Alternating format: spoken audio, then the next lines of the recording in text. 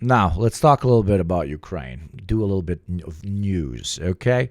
This just came out with French President Emmanuel Macron Moderator of Meet the Press, Kristen Well. Trump's comments about a Ukraine deal with Putin. This is from 15 hours ago. This is fresh off the boat, French style. Let's get into this. What is my hot take on the entire Ukraine, the current Ukraine peace talks? A few historians agree with me. This is a classic scenario in which multiple sides are requesting something that the other side will never be willing to give. Okay? The Ukrainians are absolutely ready to dedicate themselves to even arguably, at least the executive body of Ukraine, to a fight which can go on for as long as it needs to, as long as they do not lose the territory that they have defined as their own. The Russians on their side are requesting quote unquote security appeasements and more importantly territory that they've gained through violent means that the other parties, not only Ukraine, but also the European Union and to an extent the United States, will never be willing to grant.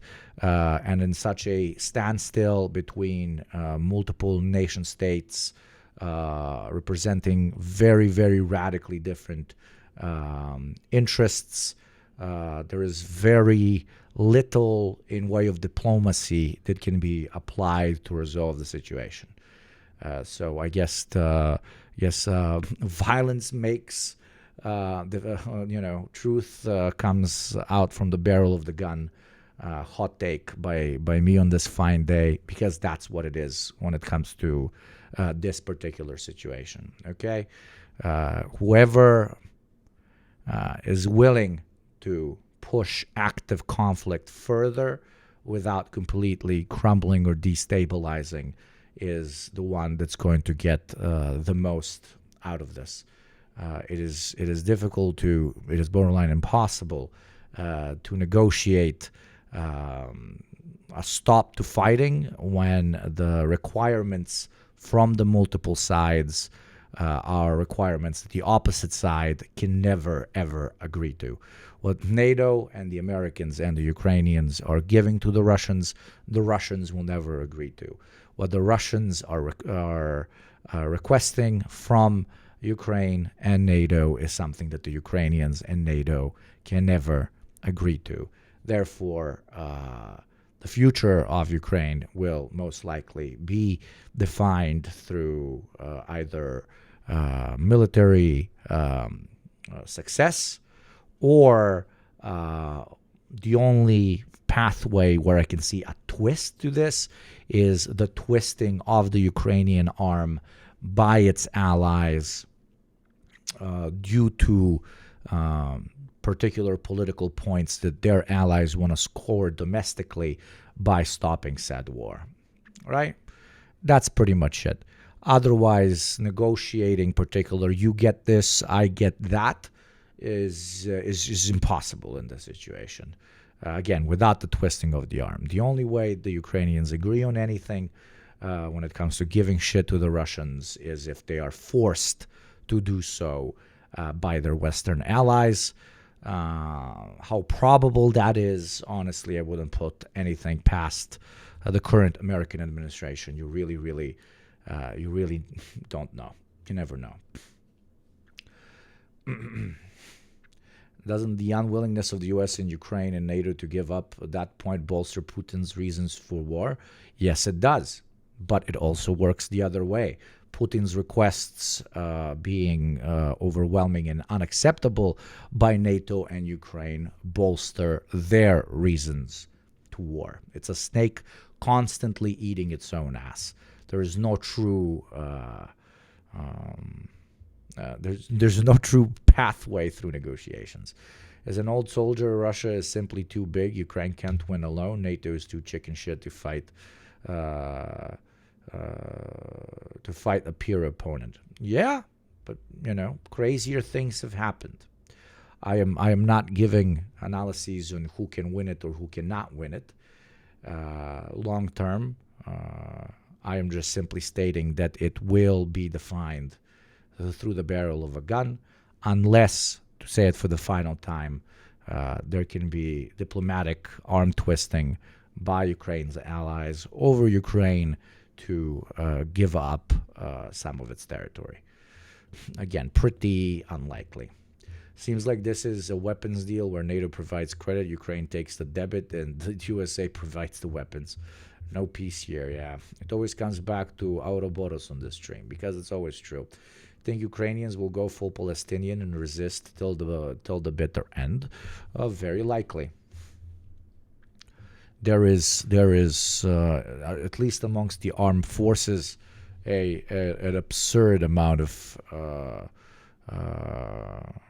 ideological fervor in which they're like, okay, we all dying, but so many people before us died for this shit. It's we can't the threat of death is not more than the betrayal of those who have fought before in this particular war.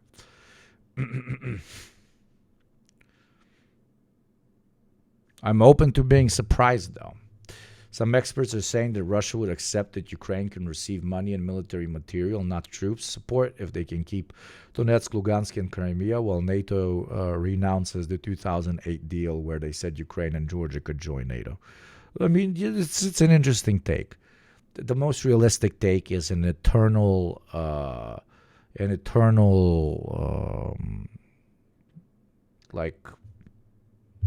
locked-in conflict.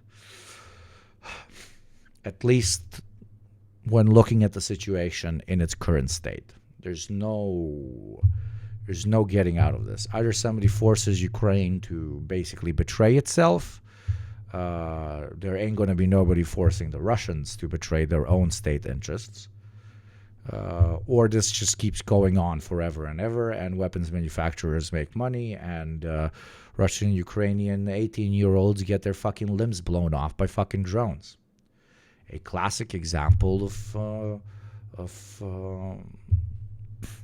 nation states battling it out over particular disagreements that they have over the future of their country after the fall of an internationalist project that they were both a part of.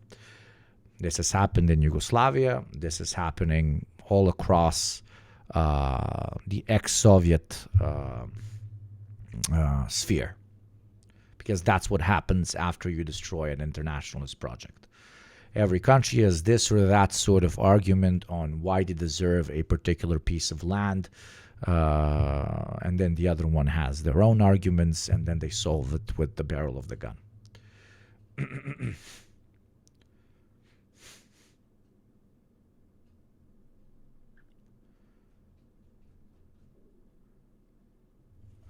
Before we start the serious shit, can we watch this? I believe what is this? Has the right to shoot people. I believe everyone has the right to shoot people. Has the same outfit. That's crazy. Yeah. The right for people to shoot people, 10 out of 10. On 1.5 speed. I believe everyone has the right to shoot people. Okay, let's get into the Macron coverage, and let's see the inherent, for us as Marxists, because this is theory stream, try to look at all of this and from the lens of the inherent piling of contradictions which cannot be resolved through conversation or through diplomacy on a capitalist planet. Because on a capitalist planet, you will always have nation states that say, this mine, versus another nation state saying, this mine. And then one of them has a bunch of other countries that are like, oh, it's in my interest for him to say this mine. And then the other country also has a bunch of other countries whose interest is to say, oh, if they prove that it's theirs, it's also in my interest. And then they support their different polls and working men and women like yourself end up on the front lines getting their head blown off by a drone. I'm trying to build you a slightly, I don't know, larger understanding. Thank you very much, McGinn. Thank you very much. A larger understanding, just a larger picture on why this repeats on loop and will forever. Walker just sat down. As long as we have international capitalism.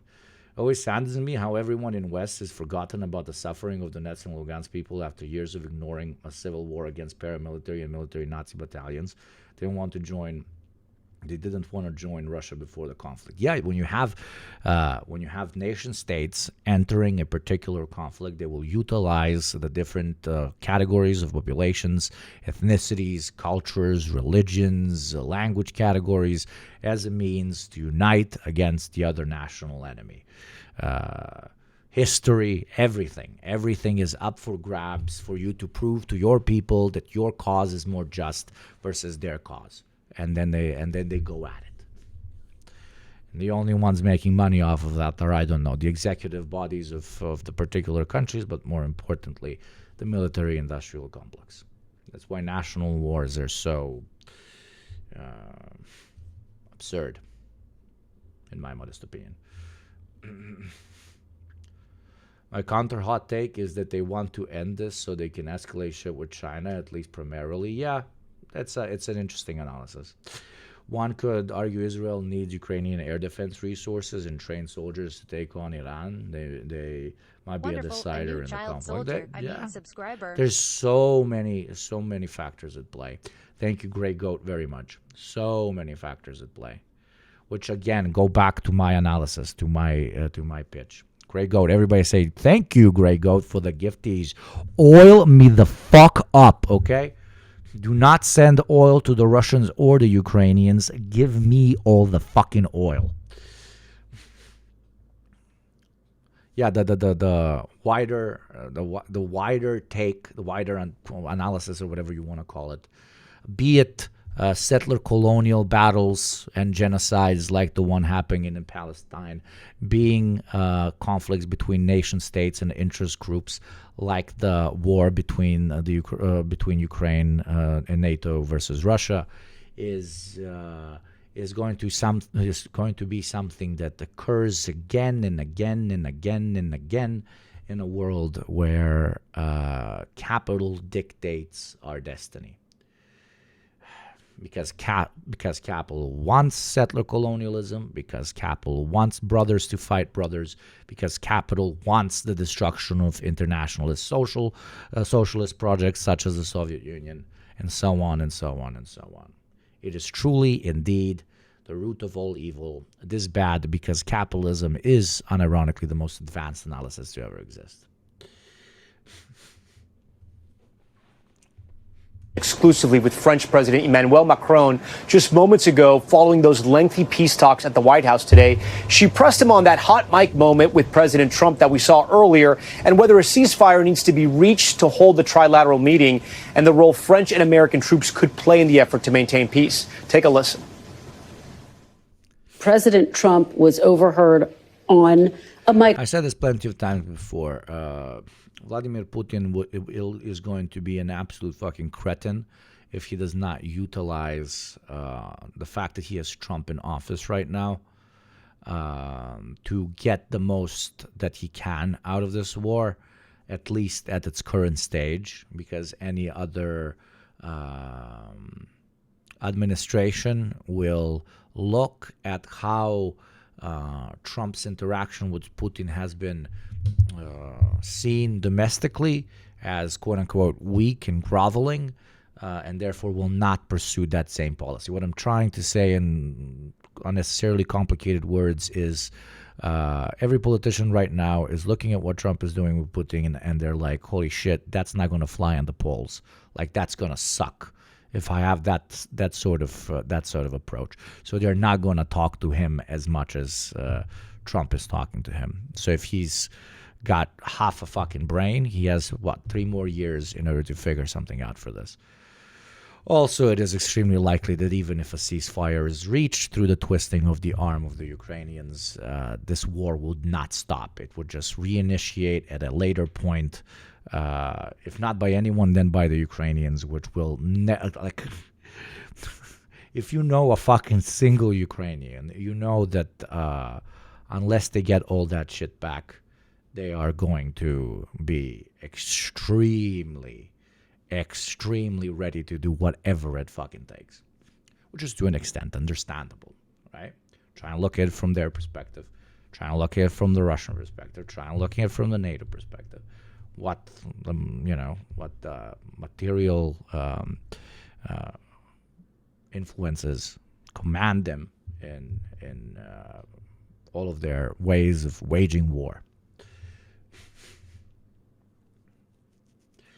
What gets me about the coverage of Russia-Ukraine is that people seem to think Putin is a deranged madman when he's a seasoned KGB guy. Yeah, he made a mistake invading Ukraine in the first place, but the guy isn't unhinged or incapable of strategy, 100%. And, you know, people could argue whether it was a mistake, whether it was not a mistake, and so on. The argument usually there is how willing was Putin to sacrifice, basically, manpower, and how sure was he in how quickly this can finish versus not. This is all masturbation because we don't have access to that information. Did Putin think that this is going to end in a week? Was Putin ready to sacrifice hundreds of thousands of soldiers? Did he really believe that there's no way out of this, or is he someone who wanted to leave a legacy of I expanded Russia? All of this is thousands of YouTube video essayists talking out of their ass with some absurd fucking this or that form of analysis, which is based in nothing except hearsay. Okay, and to you as Marxists, that shouldn't even matter.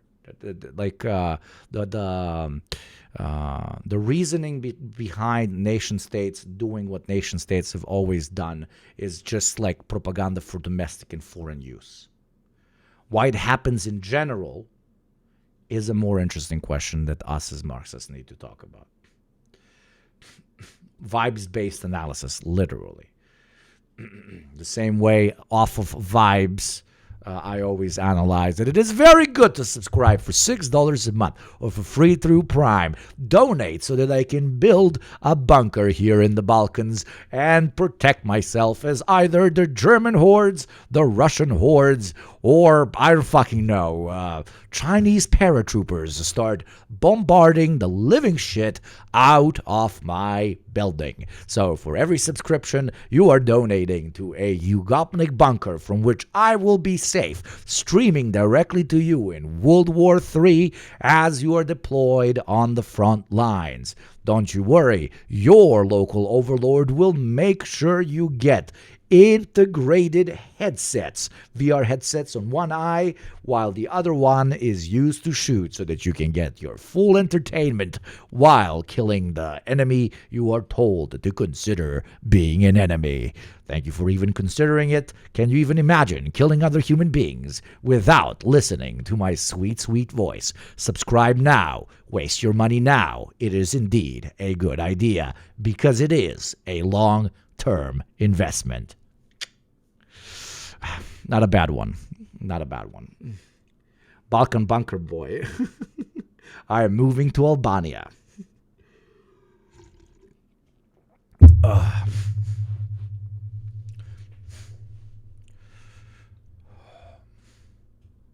Microphone talking to you. You don't want me to have a bunker? You don't want me to survive a war? You don't want me to survive a war.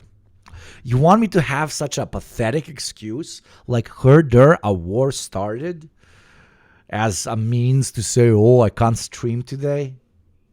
You guys really don't know how to invest in your future. It is your economic what's the word? I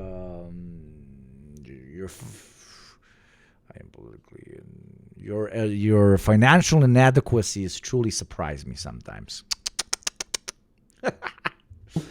And he said, Can I visit the bunker? Of course. quote, I think he wants to make You'll edit my highlights. a deal, meaning Putin. I think he wants to make a deal for me. You understand No, that? the mods get a spot. The mods get a spot. Of course the mods get a spot. And all the top Oilers, top 10 Oilers all get a spot. All get a spot. I'm going to fly you out personally.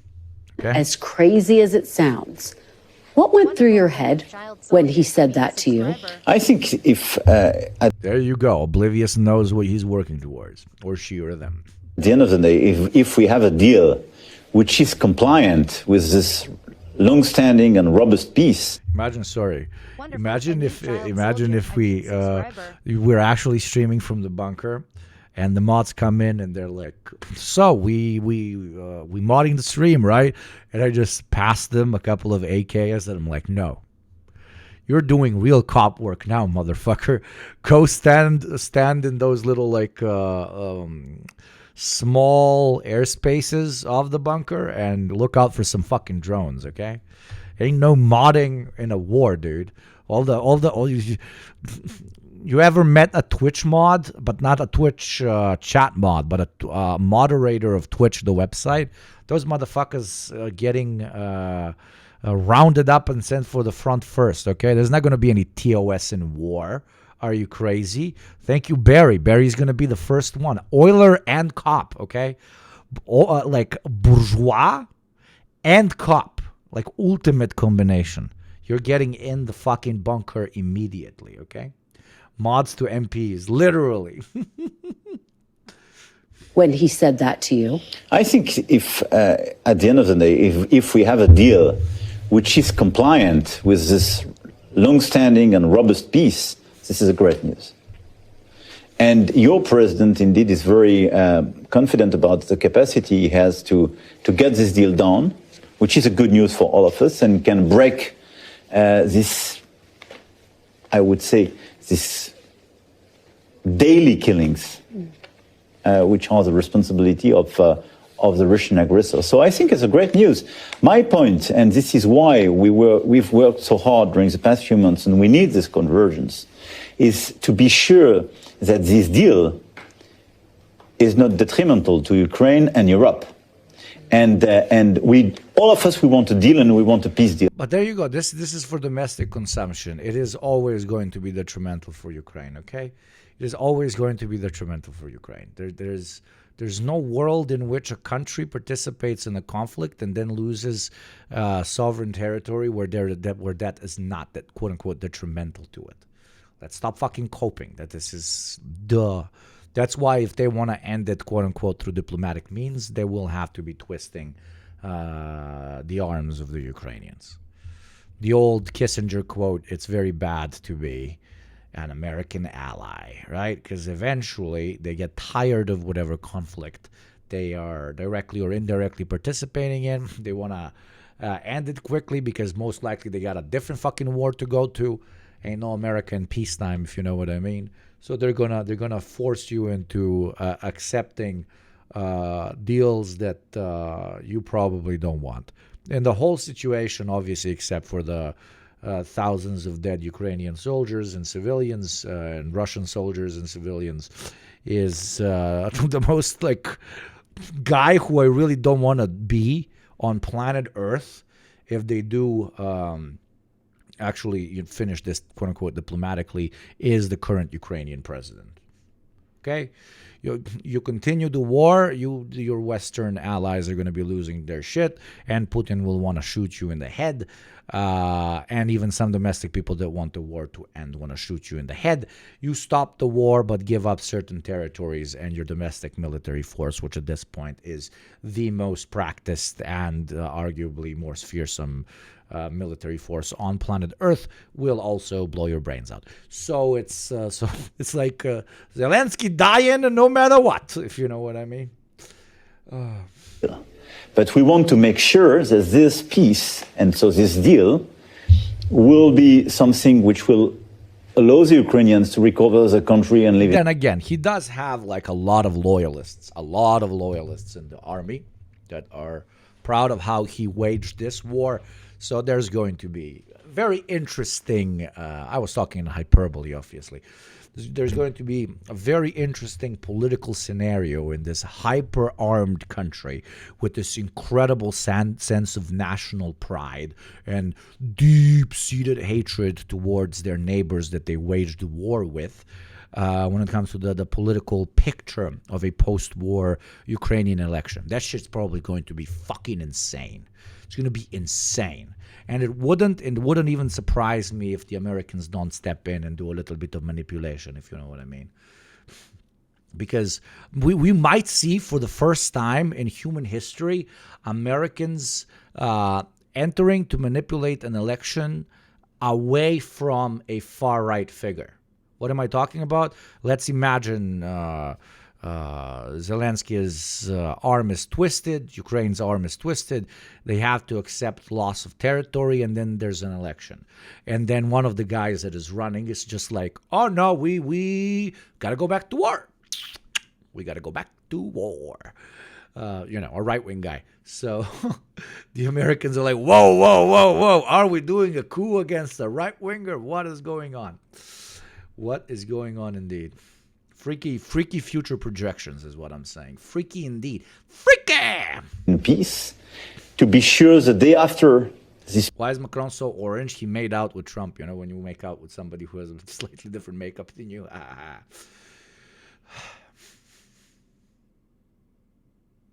The Ukraine has the potential of becoming a second Afghanistan. What do you mean by becoming a second Afghanistan? Like having a hyper-militarized state apparatus? Yeah, 100%. For the next couple of decades. Like, what the fuck? Like, you have to do it. You have a country with hundreds of thousands of fucking professional killing machines. What the fuck do you think happens after the war ends? The same as in Afghanistan. Those guys don't put down fucking guns, bro. I mean, they do, but, in Ukraine scenario, that would be extra unhinged because they would feel like they're still they're now entering a Cold War instead of an active one. If there is a peace deal through the trading of territories, there's everything in place to motivate a very active, let's call it, even politically active military apparatus. Peace deal that they will have sufficient deterrence power not to be attacked again, and to be sure for the Europeans that they will live in peace and security. So this is the nature of the peace, which will be now the core of our work. But I think this is a great news, and indeed your president is very confident about its capacity to get this deal done with President Putin, and it's great. Let's talk about the issues. You were very firm. You still think a ceasefire is necessary.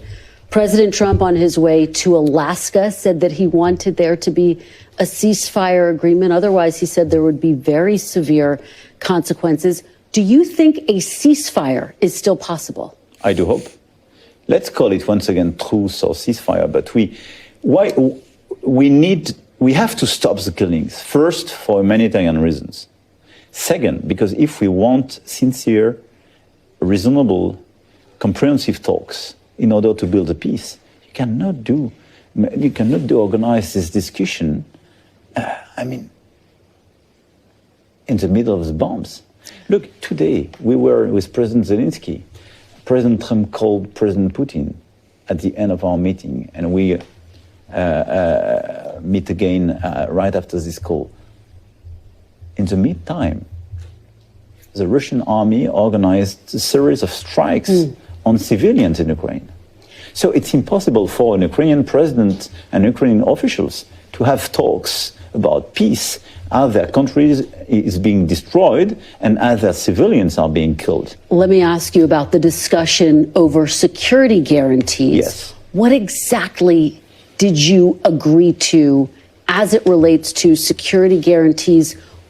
Does that mean European troops? And does that mean U.S. troops? For example, Putin will never agree on this.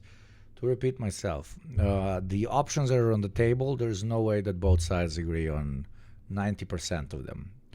This is for domestic consumption. Look, we're trying to stop a war. We're so peaceful. We're so fucking loving. Even arguably, this is also for Putin's domestic consumption, for the people tired of the war, the people that lost sons and daughters, for him to be like, look, I'm trying to stop it. Hell, it's even to an extent for Ukrainian domestic consumption, because the polls show that a very large part of the Ukrainian population would like the war to fucking stop. So if all of them just continue the war, but say locally back home that they're trying to stop it, it's a fucking win-win for everybody. I think for me, it's a very important progress of the past few days that your president expressed a clear commitment of the U.S. to be part of the security guarantee. It's brand new. And last February, when I took the responsibility to gather a series of European leaders with President Zelensky in Paris, and we followed up in London, and we created this coalition of the willing. And it was a reaction to the feeling we had that we could see a temptation to go to a rapid peace, but without any guarantee for Ukraine. And we know what it means. It was Georgia 2008, but it was as well Crimea 2014. And there is full certainty that if you make any peace deal without security guarantee, Russia will never respect its words, will never comply with its own commitments. So it's for us totally critical, and this is an essential part of. There you go. What I'm saying. The Europeans will need, not just Europeans, NATO in general will require particular troop placements, particular armaments present in Ukraine to make sure that the Russians can't do this again, which the Russians will never accept. And vice versa, the Russians will request and are already requesting demilitarization and its own security concerns being met with the distancing of the Europeans and NATO out of Ukraine. I mean, one side is like, we got to make sure you don't attack us again, and the other side is, we got to make sure you don't potentially attack us again. They're talking past each other on steroids. Of any deal for Ukraine and for the Europeans. This is for our own security. So this is a very important progress of the past few days, that the US now is willing to be part of this. Kristen Welker joins us now live. Kristen, that was just a portion of that interview. You also spoke to President Macron about how optimistic he feels about a deal. Tom, I did, and it was a really notable answer. President Macron saying that he is skeptical that President Putin actually wants peace. It was a very somber moment in the interview, and he said the process itself is important. It's significant that we move forward with this process. But you could hear his frustration in the fact that he hasn't agreed to a ceasefire deal, in the fact that the bombs are still dropping. And he also made the point that President Putin has not been able to actually claim a significant portion of land in recent months. And so he doesn't have the right to ask to keep all of the land that he's illegally claimed, and even more than that. He said, I don't think there should be swapping of land. He also said that this is not just about Ukraine's security, Tom. He said this is about the security of all of Europe, and he called it all shit that we already know. Like, all shit that we already know. Credibility issue for the United States. And this was a significant takeaway from his interview, Tom. He said, look, if it doesn't appear as though there is being progress made in these upcoming talks between President Zelensky and President Putin, and then, of course, the trilateral that's expected to happen after that, he says President Trump should move to impose sanctions and tariffs and really lower the hammer on President Putin. But that's the meme. You can't. You've already the Americans have used all their cards except from dropping bombs in literal Moscow. Like tariffs. Like Russia has fully enveloped itself in a wartime economy model. New Russians.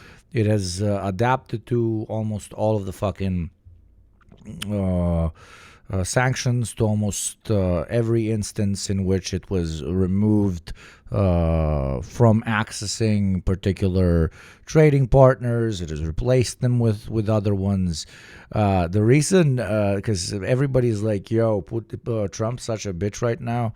He ain't putting no shit on the Russians. I think that Trump knows this, but he can't put shit on the Russians. There's no shit to put on them anymore. Except, I don't know, sending more money to the Ukrainians and more guns, which is politically toxic for Trump's base. So it's all cards have been played. Only the battleground can define where this goes. Strikes on Ukraine, the largest aerial assault since July, and then just a few minutes ago, Moscow refused to commit to a meeting between Vladimir Putin and Ukrainian This is the newest shit from 3 hours ago. President Volodymyr Zelensky, though it's stopping short of ruling out any further. NATO is the only card they hold, and he won't deploy NATO troops, so that's it. Yeah, of course. I mean, these are two nuclear powers. You can't... This is a checkmate position, but ironically a checkmate position that hurts both categories, both players. That's it. Two options that don't involve peace: bomb Russia, or two, sanction India and other countries buying Russian goods. Yeah, they're not going to do that. That would surprise the living shit out of them, because they're going to start losing money too.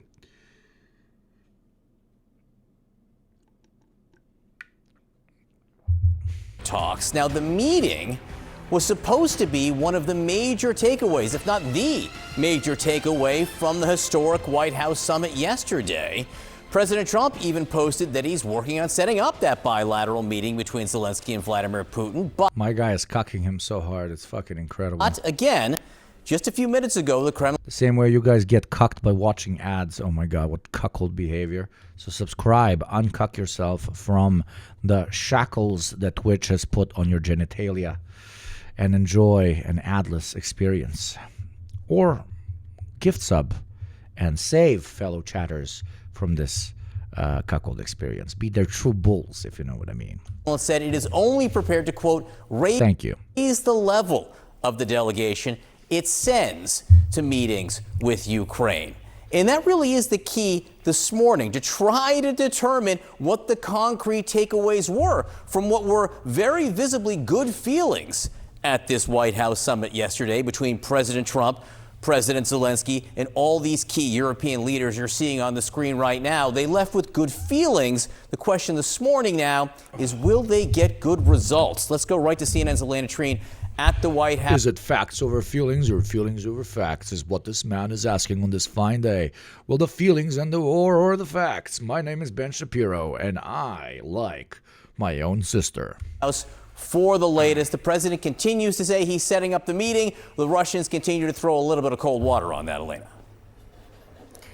Yeah, I mean, it was very clear heading into yesterday, John, that was the goal for the president specifically, President Trump, I should say. He wanted to be able to get another meeting on the books that included Russian President Vladimir Putin and Ukrainian President Volodymyr Zelensky sitting down in the same room. And you saw him, he did have a 40-minute phone call yesterday in the Oval Office with the Russian leader. He actually paused his ongoing meeting with the 7 European leaders and Zelensky taking place at the White House to have that conversation with Putin. And then I talked to a White House official who told me he then invited that group back in, the European leaders and Zelensky, to the Oval Office after he wrapped that call to fill them in on what was discussed. And then, of course, we saw his Truth Social post saying that he is making arrangements for a bilateral meeting first between Zelensky and Putin, and then hopefully a trilateral meeting after that. But you're exactly right. There was a lot of skepticism of whether that is actually possible, when it could take place, where it would take place, but if the Russians are even willing to agree to that. And I think the key thing here is we're hearing them throw cold water on this idea. I remind you that Putin does not view Zelensky as his equal. He was the one who started the war. Oh my God, we're doing fucking psychoanalysis of individual presidents as a means to determine where this can fucking go. Jesus fucking Christ. that invaded. What the Russians are requesting from NATO is never going to be granted by NATO. What NATO is requesting from the Russians is never going to be granted by the Russians, and the Ukrainians are in the middle of the whole fucking spiel. That's it. That's literally fucking it. Depending on how much political power Donald Trump has over it, his NATO allies, and more importantly over Zelensky himself, will dictate whether what Trump wants actually ends up happening. This continues to be under the dilemma of what does Trump actually want to end up happening. Obviously, he wants an end to hostilities as a means to placate his electoral body, but how much potential PR he can lose out on appearing weak lets that whole scenario hang in the balance. So it's a combination of ego and luck. The most mainstream view is obviously this can only be resolved with more fighting. Ukraine illegally, and that's really been a problem throughout this entire time. However, there's also not just the president here, but a lot of other top advisors to him are telling him that they believe. Comrade French Morses here. I discovered you in the deep program. I wanted to tell you that you're so funny and thank you a lot for your hard work. You're JT and Hakeem. Thank you so much. Love your take on Macron having sex with a pedophile. Thank you for your kind words, but that is not a take. That is pure truth, my friend. She is a pedophile, and he is married to her. It is insane. It is unironically insane. And welcome to our beautiful little community, my French friend. That the only way to get this solved and to end the war is to have the two of them sit down. What the fuck? I thought I was having a seizure, man. What the fuck? Look at what the screen is doing. The only way to get this solved and to end the war is to... You see what the screen was doing? I literally thought I was having a seizure. That they believe that the only way to get this solved and to end the war is to have... What happened? Did the fucking guy faint? Have the two of them... Cameraman drank a couple of fucking Jamesons before this shit. Sit down in the same room and discuss this. And that's kind of what we heard from Bessent this morning when he was on CNBC. Thank you, Oblivious, for your second gift sub of today. That is very kind. Oblivious and Barry carrying the entirety of chat. Indeed. Oh, and Grey Goat. Oblivious, Barry, and Grey Goat carrying the entire chat today. Thank you for paying my mortgage, my friends. Take a listen. He invited President Putin to land that the Russians used to own. He displayed a huge he cooked them so much amount of military hardware and then did a flyover. He also whipped out his cock and he was like, look at this fucking unit. It was kind of like inviting your uncontrollable neighbor to your house and showing him your gun case. And my strong belief is that there will be a bilateral... Oh my God, that is so fucking funny. That is so fucking funny. And I can see how certain Americans can hear that and be like, oh my God, my Chad president. Wonderful. My Chad president is so incredibly Chad. But it's such cope, man. It's, oh my God. Oh yeah, yeah. You know how many people on planet Earth exist that can intimidate Vladimir fucking the Dread Putin? Okay? There's many of them. I don't know. One is death. The other one is Saint Peter. And that's pretty much fucking it. Thank you by any means necessary. Also, thank you, Lotsa, for the 5 gifties. NATO had no reason to expand or even exist after just... Yeah. You're participating in the national argumentation for why this side is good versus that the other side is bad. I to an extent refuse to participate in it, even though both sides have very adequate arguments for a very simple reason, and that is that these sorts of wars will always have very decent argumentation on both sides, and they will continue to exist and happen as long as we have international capital doing what international capital does. And that is creating nation states ran by rich people for rich people in which young men and women go and die in their fucking wars. Okay, I'm gonna piss myself. I will be right motherfucking back.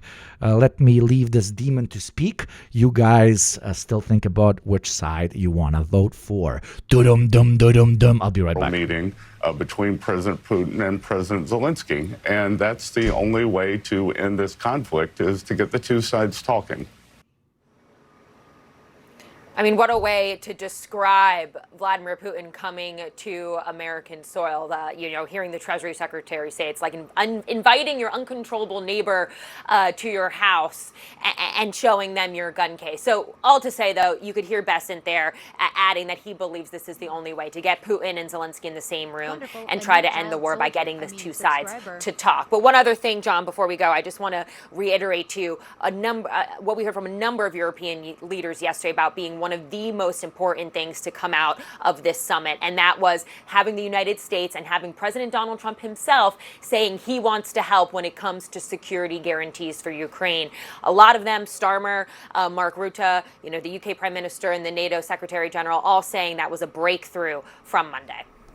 Again, yeah, that one of the other concrete takeaway were the discussions about security talks. Again, we're waiting to see what develops. Oftentimes with meetings, they're not happening until they are. So we'll just have to wait and see. Elena Trine, thank you very much. Kate? It's a great point. And even as the Kremlin is refusing to commit right now to a meeting between Vladimir Putin and Zelensky, security guarantees, as John was just saying, are at the center of talks for top European leaders still today. He is back. Today, the French president and the British prime minister are leading talks this morning for the 30 nations who are part of what they call and consider themselves the coalition of the willing.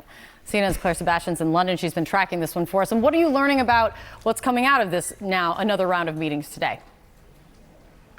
Well, look, I think what's clear, Kate, is there is a very long road ahead to determine exactly how to deter future Russian aggression. There were a lot of positive noises coming out of the White House meeting yesterday. It is not nothing at all that the U.S. is now openly embracing the idea of being somehow involved in these security guarantees, although we don't know exactly how.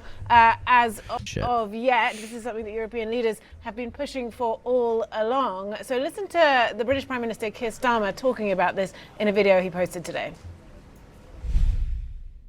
Breakthrough when it comes to security guarantees, with now the coalition of willing countries, that's the 30 or so countries that we've been coordinating for some months on security guarantees, now working with the US at pace to work up those security guarantees. These guarantees will ensure that if there is a peace, if there is a deal, then we hold to it and there isn't further conflict. So who the fuck asked this irrelevant man from this irrelevant country? What the fuck? So what do we mean by security guarantees? Well, it could be a number of different things. The French President Emmanuel Macron coming out of the White House yesterday talking about... Chat, who even is that guy? Exactly, you're right, asking the right questions. Apparently he starves kids. Damn. No limits on Ukraine's armed forces. Russia, of course, has demanded in the past that there should be limits on the size of Ukraine's army, which is now the second biggest in Europe after Russia's. He talked about reassurance forces in the land, air and sea. There are certain countries. Thank you, Anmac. Work contract cancelled, so I get to crunk and watch you go. I'm sorry that the work contract got cancelled, but I appreciate the bits. I hope all's good. For example, the UK that have already said they might be willing to put boots on the ground, and President Trump didn't explicitly rule out US peacekeepers being involved in the Oval Office meeting yesterday, though he was pretty vague about that. So the work continues. There's also a European Council meeting this morning, EU heads of state, another very important frenzied day of diplomacy here in Europe. Kate? Sure does seem it. So, Claire, thank you so much for following it for us. John? All right, with us now is Congressman Mike Quigley from Illinois, a Democrat and the co-chair of the Congressional Ukraine Caucus. Congressman, thank you so much for being with us. The news we heard just a few minutes ago, the Kremlin, Sergei Lavrov, really a senior Kremlin official, refusing to commit to the bilateral meeting between Vladimir Putin and President Zelensky. What is that refusal, at least as of now, what does that tell you? Put a new job anyways, at least. Then you're good. Oh, you're good. You're good. You're good. Fuck yeah. The Chancellor of Germany was right. Unless there's a ceasefire forced upon Putin, there's not going to be any other meetings. And if there are meetings, what will they actually contribute? The fact of the matter is they're missing the point here. Putin understands strength, not talks, not repercussions, put off concessions. made before negotiations begin. What does that mean? Putin understands strength. What does that mean? Sanctions, unlimited ammunition and weaponry to Ukraine, 3 years of war. That was strength. Did he pull out? How's that going?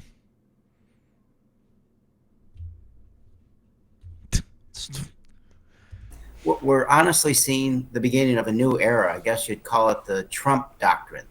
The U.S. will be tough. Okay, but a military solution doesn't seem to go anywhere good for Ukraine either. Yeah, that's what we've been talking about all day today, my friend. Everything that is on the table when it comes to a diplomatic agreement or a peace treaty is inherently something that the other side can absolutely not agree on. And that is why we believe that this conflict will pretty much continue indefinitely. The only way that it can be diplomatically solved is by the twisting of the Ukrainian arm and pretty much ignoring their sovereign wishes and pushing them into giving up territory. So we are not ascribing greater or lesser moral platitudes to any of these options. We're just saying that realistically, this is not really something that can be solved with everyone on the table agreeing. The Ukrainians got to get played if something needs to come out of this. All options are loose. I'm gonna lose. Time for a new era, the Yugopnik era. Let's go, Zanzibar. Thank you very, very, very, very, very much, my friend. Thank you very much. Until it's not, and we will reward invaders of a sovereign democratic country with land, and we won't hold that person responsible for the war crimes. He doesn't understand weakness. He understands strength, and we're not even using the assets we have toward that end. You did hear the British Prime Minister call it a breakthrough in terms of the discussions on security guarantees. Do you think security guarantees after some kind of a deal would provide Ukraine with some of the safety that they feel like they need?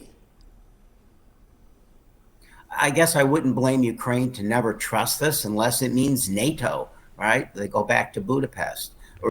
Hello, Mr. Streamer. I'm some random guy from Wisconsin and will not continue to take this flack from the D program. Would you be interested in having a historian author on the pod to talk about sewer socialism and the legacy in Wisconsin? Sewer socialism is so fucking interesting. Yeah, why not? You never know. You never know. But I will never hold back against my active slandering of the Wisconsin male. Okay? I was told my liberal friends, the European leaders, will stand up to evil Trump, but look like they are still bootlickers that serve U.S. imperial interests. There is no difference between European interests and American interests. That's a fictional bubble because the Europeans are eternally subservient to that of the United States. And instead of there being a smart populist leader that will utilize that very same fact and push the Europeans through rhetoric against eternal subservitude against the Americans, we don't get to have that kind of political option in Europe because same like criticizing the capitalist status quo in the European Union, you can also not criticize the American subservient status quo. Reminding ourselves that Putin has never kept a promise in Eastern Europe, and he never will. To them, I guess I understand the Ukrainians to believe that here we are going to reward Putin for this. Mike knows a lot about sewer socialism. Maybe ask him to come on and explain sometime. Why not?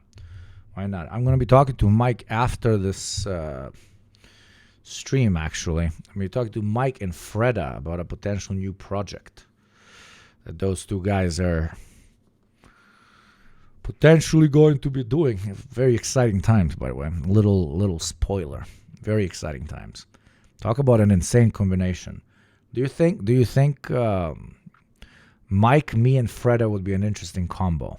His land acquisitions, and we'll probably see Putin rebuild his army, rebuild his economy, wait another year or two, and then go and finish the job. If anything, Yes, but the Russians are making the exact same point towards NATO. Okay, we're going to do a ceasefire, or we're going to do a quote-unquote long-lasting peace so that you guys can regroup and then still not quote-unquote satisfy our security guarantees. I'm tired of repeating myself. In national wars, you will have both sides making, I don't know, semi-sensical or sometimes very sensical argumentation on what they want to see come out of this whole thing, and it will never finish until one state quite literally capitulates militarily, economically, or through this or that form of quote-unquote regime change. Ukraine has earned the right to be in NATO.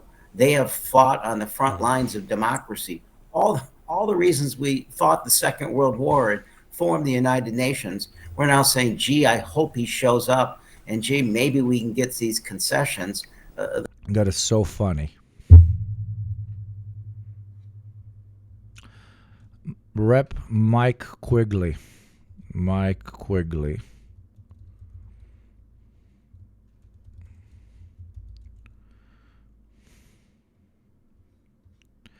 We have historic opportunity in Gaza. Let's not squander it. This never-ending stream of jaw-dropping announcements coming out of the White House. It's easy to get overwhelmed and distracted. That's what administration officials want. But despite the head-scratching and deeply worrying claim from President Donald Trump last week, the U.S. could turn Gaza into the Riviera of the Middle East. We cannot lose sight of the opportunity before us to secure lasting peace between Israelis and Palestinians. The path to peace will be fraught, blah, blah, blah, after a 16-month war that started, Hamas terrorists, abduction, 47.5, mostly women and children, fragile ceasefire. Okay, he is going centrist on a country that the ICC and most of the UN has said is participating in an act of genocide. So there he doesn't want to fully get behind UN principles, but here he really wants to get behind UN principles. Classic American justice for thee, justice for me, no international law for thee. And maybe we can get guarantees. I was on your program at the start of the war. We were asked, what would constitute victory for Ukraine? It had to do with rebuilding Ukraine, getting their territory back, holding Putin accountable, and security guarantees, meaning NATO. Maybe we get one out of those four. No one can call that a victory. It's really appeasement. We want peace, and not the worst kind of appeasement. How much? Okay, and how can you achieve that? You can achieve that with an endless war in which, I don't know, Putin at one point is no longer the administrator of the Russian Federation, or what? How? Trillions of dollars from the United States worth of weaponry, hundreds of thousands of dead Ukrainian and Russian soldiers.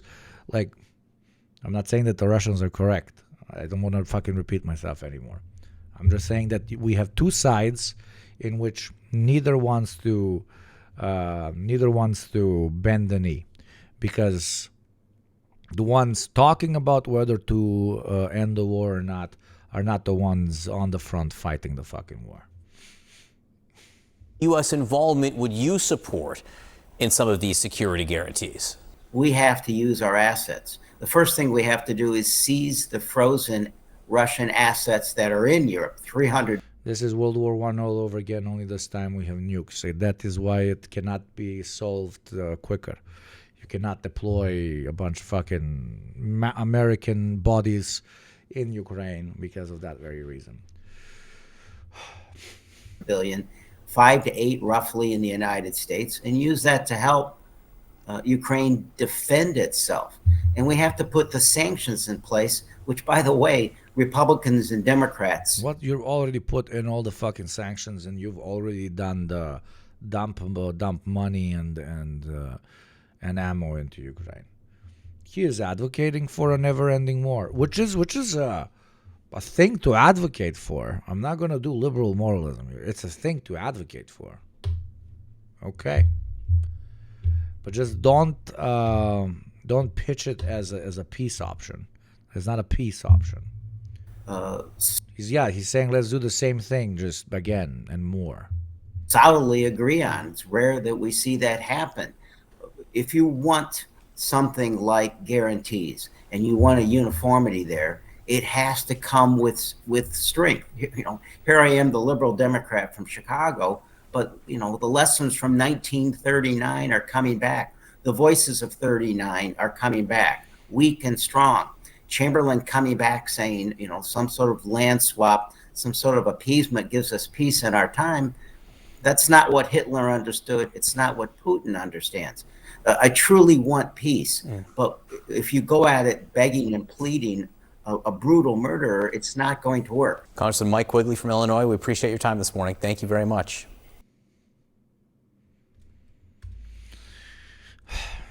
Classic liberal hot takes. I have nothing more to add.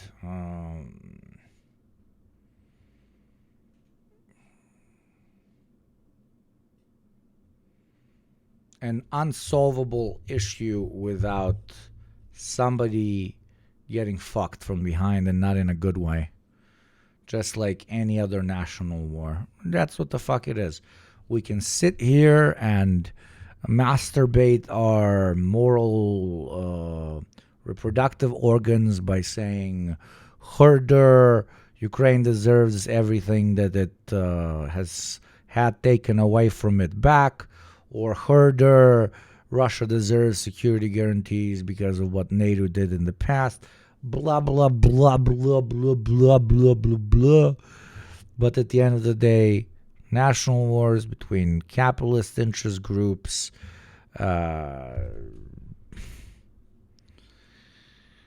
spawn time and time again, and they end whenever one side runs out of working class men and women on the battleground. That's it. We will all go together when we go. What a comforting fact that is to know. Universal bereavement.